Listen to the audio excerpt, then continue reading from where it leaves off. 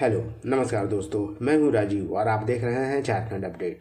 दोस्तों चलिए शुरू करते हैं झारखंड अपडेट के आज के इस सेशन को। और झारखंड अपडेट के आज के इस सेशन में हम लोग देखने वाले हैं झारखंड करंट अफेयर्स के अंतर्गत कुछ इम्पॉर्टेंट प्रश्नों को व्याख्या के साथ। और सेशन में ही कुछ प्रश्नों को हम लोग रिवाइज करेंगे जो कि वन लाइनर्स के फॉर्म में होंगे। इसके अलावा अभ्यास प्रश्न भी सेशन के अंत में होगा जिसका जवाब आप कमेंट में कर सकते हैं। तो आइए शुरुआत करते हैं आज के इस सेशन को। और सेशन की शुरुआत कर लेते हैं पिछले वीडियो के अभ्यास प्रश्न से। और यह अभ्यास प्रश्न था कैलाश प्रसाद देव यानी केपी देव कौन थे जिनका निधन हो गया? झारखंड हाईकोर्ट के मुख्य न्यायाधीश, झारखंड के महाधिवक्ता, झारखंड हाईकोर्ट के न्यायाधीश या झारखंड हाईकोर्ट के पूर्व मुख्य न्यायाधीश। आपको बता दें कि कैलाश प्रसाद देव झारखंड हाईकोर्ट के एक स्थायी न्यायाधीश थे जिनका निधन हो गया। दोस्तों आइए इसके बारे में थोड़ा डिटेल में जान लेते हैं। आपको बता दें झारखंड हाईकोर्ट के स्थायी न्यायाधीश थे कैलाश प्रसाद देव जिनका रांची में 22 सितंबर 2023 को निधन हो गया था। 7 जनवरी 2018 में उन्होंने झारखंड हाईकोर्ट के न्यायाधीश के पद पर योगदान दिया था और 19 दिसंबर 2019 को वे स्थायी जज बनाए गए थे। इससे पहले वे बार काउंसिल के सदस्य के रूप में भी महत्वपूर्ण भूमिका निभा चुके हैं। इसके अलावा एक ऐसा मामला है दोस्तों जो यादगार रहा है हाईकोर्ट के लिए। आपको बता दें कि वे झारखंड हाईकोर्ट के पहले ऐसे जज थे जिन्होंने किसी मामले की पूरी सुनवाई ही हिंदी में की थी और साथ में आदेश भी हिंदी में ही पारित किया था। और हिंदी में आदेश जारी करने का झारखंड हाईकोर्ट का यह पहला ऐसा मामला था जिसके कारण वे यादगार, उनका जो डिसीजन है ये यादगार भी बन गया है। इसके अलावा झारखंड हाईकोर्ट के बारे में दोस्तों आपको बता दें इसका गठन राज्य के निर्माण के साथ 15 नवंबर 2000 को ही किया गया था। उस समय जो झारखंड हाईकोर्ट के न्यायाधीशों का जो स्वीकृत पद था वो कुल 8 था, जिसमें 7 न्यायाधीश और एक मुख्य न्यायाधीश शामिल थे। ये बढ़ते बढ़ते अब 25 हो गया है, यानी स्वीकृत जो पद हैं न्यायाधीशों का झारखंड हाईकोर्ट में वो अब 25 है। आइए दोस्तों अब कुछ प्रश्नों को हम लोग देखते हैं जो कि नए प्रश्न हैं। और इसमें जो पहला प्रश्न है, झारखंड स्थित निम्नलिखित में से कौन सा संस्थान 2024 में 75वीं वर्षगांठ मना रहा है? सेल, एनएमएल, टाटा या सीसीएल? इसका सही उत्तर है दोस्तों एनएमएल नेशनल मेट्रोलॉजिकल लेबोरेटरी जो कि जमशेदपुर में स्थित है। 75 वर्ष पूरा हो रहा है, इसका पूरा हो गया है और 75वीं वर्षगांठ मना रहा है एनएमएल। आपको बता दें कि CSIR यानी council of scientific and industrial research का एक यूनिट है। एनिमल यानी जमशेदपुर का 75वीं वर्षगांठ मना रहा है यह संस्थान एनिमल 26 नवंबर 2024 को। आपको बता दें 26 नवंबर को ही प्रति वर्ष संविधान दिवस के रूप में भी मनाया जाता है। एनएमएल के फुल फॉर्म की बात करें तो द नेशनल मेट्रोलॉजिकल लेबोरेटरी इसका फुल फॉर्म है, यानी राष्ट्रीय धातुघन प्रयोगशाला है जो कि एक CSIR का अनुसंधान केंद्र है यानी रिसर्च सेंटर है। वैज्ञानिक और औद्योगिक अनुसंधान परिषद यानी CSIR council of scientific and industrial research के तत्वावधान में काम करने वाला एक संस्था है। इसकी आधारशिला 21 नवंबर 1946 को श्री C राजगोपालाचारी के द्वारा किया गया था, जबकि इसका औपचारिक उद्घाटन पंडित जवाहरलाल नेहरू के द्वारा 26 नवंबर 1950 को किया गया था। और 26 नवंबर को 2024 को ही इसकी 75 वर्ष पूरे हो गए हैं और एनएमएल 75वीं वर्षगांठ मना रहा है और यह जमशेदपुर में स्थित है। इसके पहले निदेशक थे डॉक्टर जॉर्ज सैक्स जो कि एक अमेरिकी धातु विज्ञानी थे।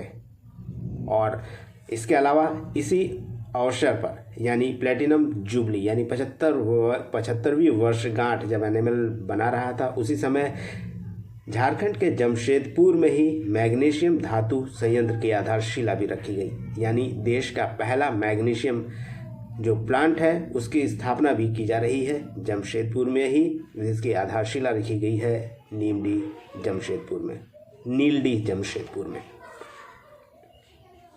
चलिए नेक्स्ट प्रश्न को देखते हैं। और नेक्स्ट प्रश्न है, झारखंड विधानसभा चुनाव 2024 में नागरिकों के लिए चुनाव आचार संहिता उल्लंघन की रिपोर्ट करने के लिए एक शक्तिशाली उपकरण के रूप में किस पोर्टल या ऐप का प्रयोग किया गया? सी विजिल, सुविधा, प्रतिबिंब या उपरोक्त सभी? इसका सही उत्तर है दोस्तों option A, C Vigil. C Vigil एक ऐसा ऐप था जो झारखंड के चुनाव के दौरान काफ़ी चर्चा में भी रहा था, एक शक्तिशाली उपकरण के रूप में, जिसमें चुनाव आचार संहिता उल्लंघन की रिपोर्ट आम आदमी द्वारा यहाँ पे किया जा सकता था। इसके बारे में दोस्तों पहले तो बता दें कि सी विजिल और सुविधा दोनों ही काफ़ी चर्चा में रहा था इन दिनों चुनाव के दौरान। आइए दोनों के बारे में बता दें कि दोनों ऐप है क्या। सी विजिल की बात करें दोस्तों तो इलेक्शन कमीशन ऑफ इंडिया का सी विजिल ऐप नागरिकों के लिए चुनाव आचार संहिता यानी मॉडल कोड ऑफ कंडक्ट उल्लंघन रिपोर्ट करने के लिए एक शक्तिशाली उपकरण के रूप में उभरा था। यानी कोई व्यक्ति मॉडल कोड ऑफ कंडक्ट के खिलाफ अगर कोई व्यवहार कर रहा है तो व्यक्ति कंप्लेन कर सकता था।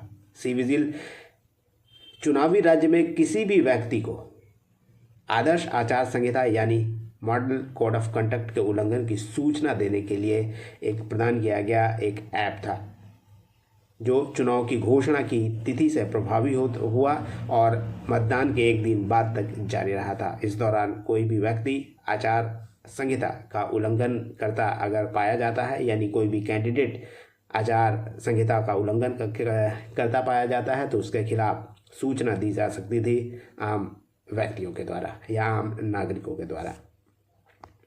इसके अलावा सुविधा ऐप भी काफ़ी चर्चा में था दोस्तों, आपको बता दें, जो चुनाव से ही संबंधित है। सुविधा app election commission of India द्वारा ही विकसित एक पोर्टल है जिसका उद्देश्य स्वतंत्र, निष्पक्ष और पारदर्शी चुनाव सुनिश्चित कराना था।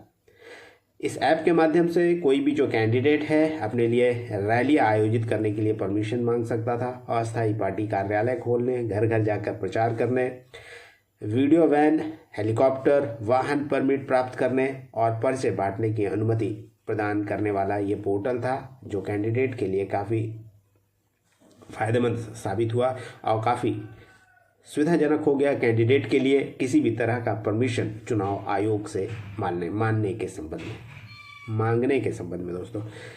तो कोई भी कैंडिडेट आसानी से चुनाव आयोग से इस ऐप यानी सुविधा ऐप या पोर्टल के माध्यम से अपने लिए परमिशन मांग सकता था किसी भी तरह का कार्य करने के लिए चुनाव के दौरान।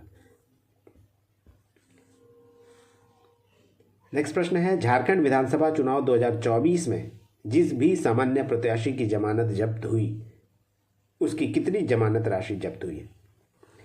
ऑप्शन ए 2,000 रुपये, ऑप्शन बी 5,000 रुपये, ऑप्शन सी 10,000 रुपये या ऑप्शन डी 25,000 रुपये। दोस्तों आपने बार बार सुना होगा किसी भी कैंडिडेट की जमानत जब्त हो गई, इसका अर्थ क्या होता है इस प्रश्न के माध्यम से हम लोग समझ लेते हैं।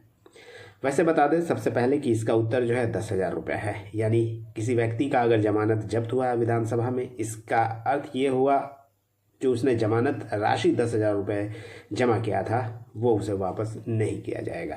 जमानत जब्त होने का सिंपली यही मतलब होता है।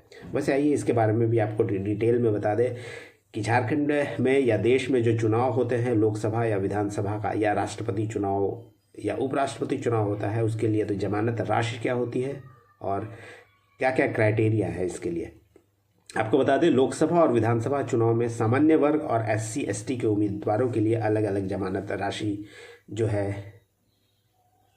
का व्यवस्था है, और राष्ट्रपति और उपराष्ट्रपति के चुनाव के संबंध में अगर बात करें तो सभी वर्ग के उम्मीदवारों के लिए एक ही राशि निश्चित की गई है। विधानसभा चुनाव की अगर हम बात कर लें तो सामान्य प्रत्याशी के लिए 10,000 रुपये जमानत राशि होती है, जबकि SC ST के लिए 50% कम यानी 5,000 रुपये होती है। वहीं लोकसभा चुनाव की बात करें तो लोकसभा चुनाव लड़ने वाले जो प्रत्याशी होते हैं सामान्य श्रेणी के, उन्हें 50,000 रुपया जमानत के तौर पर जमा करना होता है, और SC ST के लिए भी हाफ हो जाता है यानी 12,500 रुपये जमानत राशि। वहीं राष्ट्रपति और उपराष्ट्रपति के चुनाव के संबंध में अगर बात करें तो सभी के लिए बराबर है, सभी श्रेणियों के लिए 15,000 रुपये की ही जमानत राशि जमा करनी होती है। और जमानत जब्त होने का अर्थ है कि किसी भी व्यक्ति या किसी भी कैंडिडेट का जमानत जब्त तब होता है जब कुल पड़े जो वैध मत होता है उसका 1/6% वोट नहीं हासिल कर पाता है। यानी कुल वोटों का 1/6 वोट अगर हासिल नहीं कर पाता है उस स्थिति में कैंडिडेट की जमानत जब्त हो जाती है और जो संबंधित रकम है, अगर विधानसभा की बात करें तो 10,000 रुपये उसे वापस नहीं होता है। ये सिंपली अर्थ होता है जमानत जब्त होने का।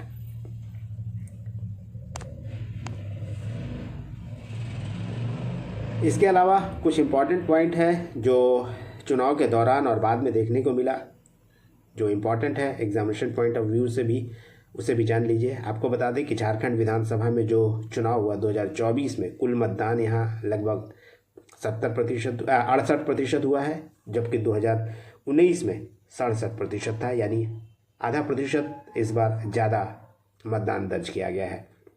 वहीं चुनाव के दौरान जो चुनावी खर्च होता है किसी भी कैंडिडेट के लिए, अगर हम उसकी बात करें तो विधानसभा प्रत्याशी के लिए झारखंड में 40 लाख रुपए जो है वो रकम थी चुनावी खर्च के तौर पर। यानी कोई भी कैंडिडेट 40 लाख रुपए तक खर्च करता है चुनाव के दौरान तो वो वैध है। इससे ज़्यादा खर्च करता है तो फिर चुनाव आयोग द्वारा उस पर कार्रवाई की जा सकती है। वहीं लोकसभा की बात करें तो लोकसभा के लिए कोई भी प्रत्याशी 95 लाख रुपए तक खर्च कर सकता है चुनाव प्रचार के दौरान। और जमानत राशि की बात करें दोस्तों, जैसा कि अभी पहले भी पिछले स्लाइड में हम लोगों ने देखा कि अगर विधानसभा की बात करें तो विधानसभा में जो जमानत राशि होती है 10,000 रुपये सामान्य श्रेणी के लिए, जबकि SC/ST के लिए 5,000। इसके अलावा इस संबंध में बता दें, झारखंड विधानसभा चुनाव के संबंध में 15 अक्टूबर 2024 को चुनाव घोषित किया गया था और उस दिन से ही आचार संहिता यानी मॉडल कोड ऑफ कंडक्ट लागू हो गया था और 25 नवंबर को ये निष्प्रभावी हो गया था, यानी चुनाव समाप्त होने के साथ ही। और वर्तमान में इस चुनाव से संबंधित बता दें कि झारखंड के जो CEO हैं के रवि कुमार हैं, यानी चीफ इलेक्शन ऑफिसर वर्तमान में के रवि कुमार हैं झारखंड के। नेक्स्ट प्रश्न है, पिछले दिनों चर्चा में रहने वाले मंगल मुंडा जिनका निधन हो गया बिरसा मुंडा से किस तरह संबंधित थे? मंगल मुंडा बिरसा मुंडा के पुत्र थे, बिरसा मुंडा के पोता थे, बिरसा मुंडा के परपोता थे या बिरसा मुंडा के भतीजा थे? दोस्तों बता दें, मंगल मुंडा पिछले दिनों चुनाव के दौरान चर्चा में रहे थे और उनका निधन हो गया है एक एक्सीडेंट के कारण, और ये बिरसा मुंडा के पर पोता थे, यानी ऑप्शन C सही उत्तर है इस प्रश्न का। आपको बता दें कि 45 वर्षीय थे मंगल मुंडा जिनका निधन हो गया और वे बिरसा मुंडा के पर पोता थे। मंगल मुंडा का रांची रिम्स में इलाज चल रहा था और 29 नवंबर को उनका निधन हो गया। आपको बता दें कि मंगल मुंडा 25 नवंबर 2024 को झारखंड के खूंटी जिले के एक गाड़ी की छत से गिरने के कारण वे गंभीर रूप से चोटिल हो गए थे। इस दौरान प्रधानमंत्री नरेंद्र मोदी कार्यालय, केंद्रीय स्वास्थ्य मंत्री JP नड्डा, झारखंड के मुख्यमंत्री कार्यालय मुंडा के इलाज के सिलसिले में रिम्स के अधिकारियों के संपर्क में भी थे।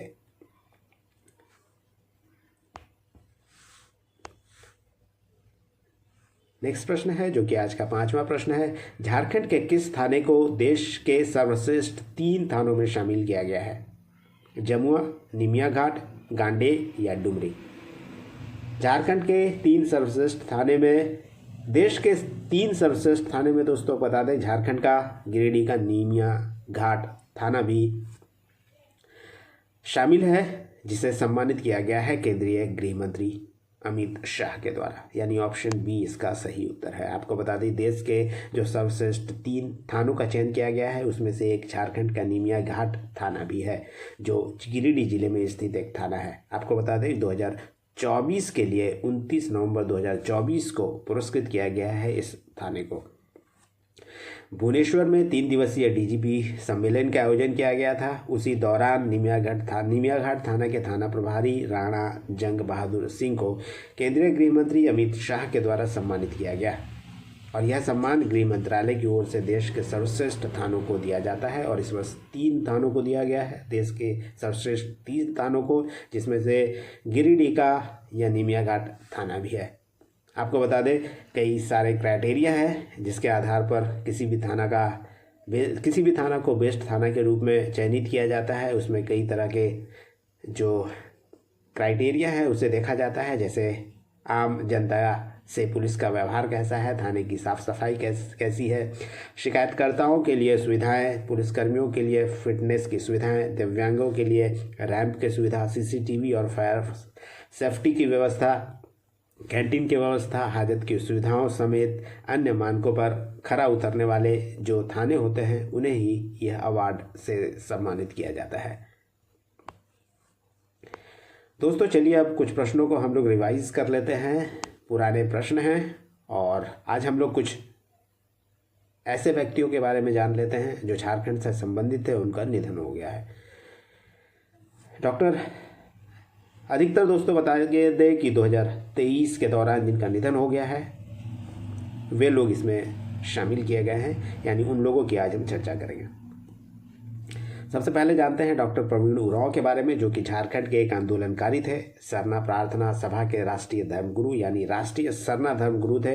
58 वर्ष की उम्र में 21 मार्च 2023 को उनका निधन हो गया था और साथ ही वो आजसू के फाउंडर मेंबर भी थे। वहीं हेमंत प्रताप देहाती की बात करें तो झारखंड के पूर्व स्वास्थ्य मंत्री थे, 90 वर्ष उनका उम्र था। मधुकोड़ा सरकार में वे स्वास्थ्य मंत्री रहे थे। रीम्स में 7 जनवरी 2023 को उनका निधन हो गया था। वहीं अमिताभ चौधरी की बात करें जो कि एक पूर्व आईपीएस थे, क्रिकेट से जुड़े, एक लंबे समय तक क्रिकेट से जुड़े रहे, जेएससीआई के पूर्व अध्यक्ष भी रहे हैं। 62 वर्ष की उम्र में उनका निधन हो गया है। वे बीसीसीआई के कार्यकारी सचिव, क्रिकेट टीम इंडिया के मैनेजर भी रहे हैं। इसके अलावा वे राजनीति से भी जुड़े रहे हैं, चुनाव भी वे लड़े हैं रांची से जेवीएम के टिकट पर, परंतु उन्हें हार का सामना करना पड़ा था। वहीं जदुमणि बेसरा की बात करें तो संथाली साहित्यकार है और संथाली के लिए साहित्य अकादमी पुरस्कार से उन्हें सम्मानित किया गया था संग्रह भावना के लिए। खड़गपुर में उनका निधन हो गया और संथाली भाषा के पहले ऐसे साहित्यकार थे जदुमणि बेसरा जिन्हें साहित्य अकादमी पुरस्कार से सम्मानित किया गया था 2005 में। यदुनाथ बास्के की बात करें तो ये पूर्व विधायक थे घाटशिला के। 97 वर्ष उनका उम्र था और अविभाजित बिहार में वो कर्पूरी ठाकुर के मुख्यमंत्रित्व काल में 40 दिनों तक आदिवासी कल्याण मंत्री भी रहे थे।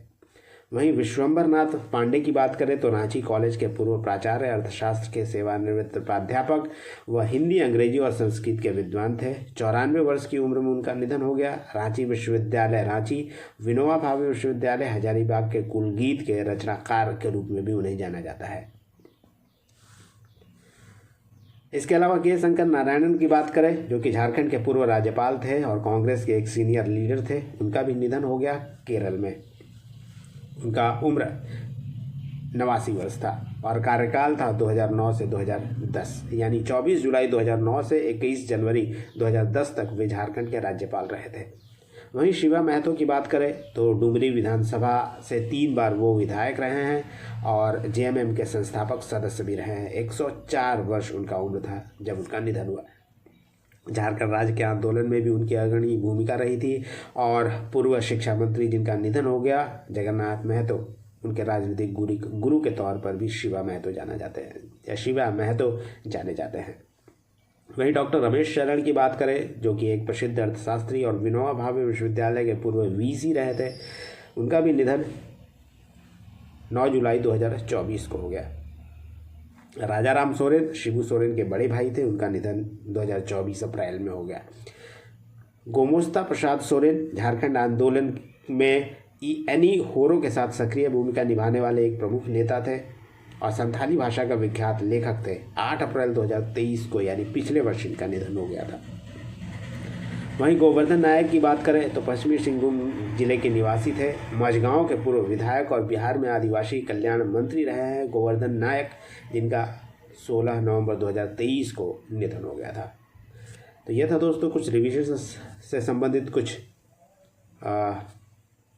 जो इम्पॉर्टेंट क्वेश्चंस थे या फिर व्यक्ति थे जिनका निधन हो गया, उसके बारे में हम लोगों ने रिवाइज किया इस सेशन में। और जाते जाते अब देख लेते हैं आज के अभ्यास प्रश्न को। और आज का अभ्यास प्रश्न है, डाल्टनगंज रेलवे स्टेशन का नाम बदलकर क्या करने की सहमति झारखंड सरकार द्वारा दी गई है? डाल्टनगंज, पलामू, मेदिनीनगर या चैनपुर? दोस्तों इसका जवाब आप कमेंट में कर सकते हैं। नेक्स्ट सेशन में हम लोग इसे डिटेल में देखेंगे।